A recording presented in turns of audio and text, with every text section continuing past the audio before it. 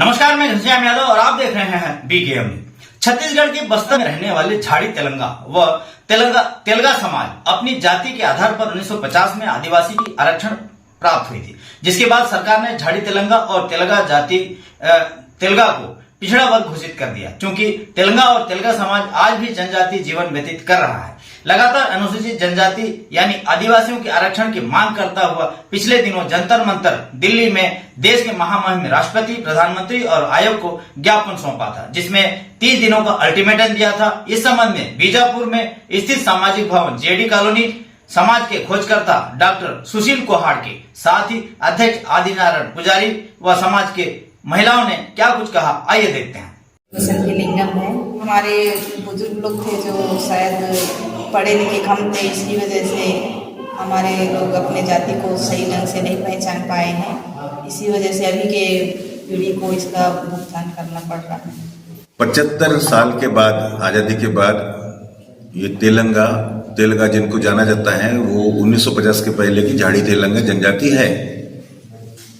उसका जो स्टेटस था 1950 के पहले, उसको रिस्टोर किया जाए पुनर्पूर्वत रूप से। इस मांग को लेकर दिल्ली में जंतर मंतर पर लोकसभा के सामने इनके प्रातिनिधिक मंडल करीब 25 लोगों ने वहां पर धरना दिया एक दिन। इस लड़ाई में हम लोग जो स्थानीय समाज है उनके साथ अभी चर्चा कर रहे हैं और वहां से भी अधिकतर समाज से सकारात्मक सहयोग मिल रहा है।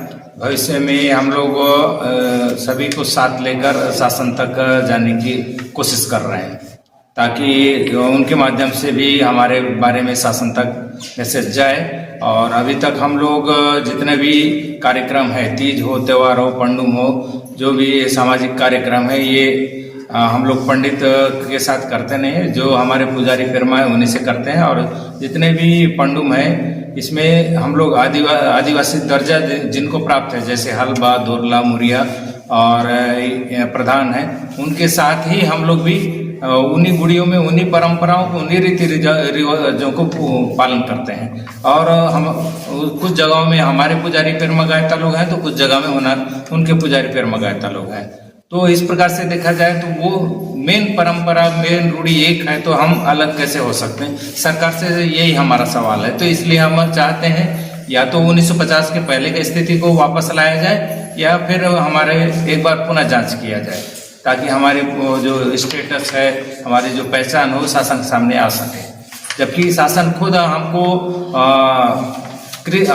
आदिम कृषि जनजाति के नाम से जानती है, लिखती है, पर हमारे साथ जो अन्याय हो रहा है संवैधानिक तौर पे, शासन उस पर ध्यान नहीं दे रहा है। इसलिए हमको आंदोलन करना पड़ रहा है।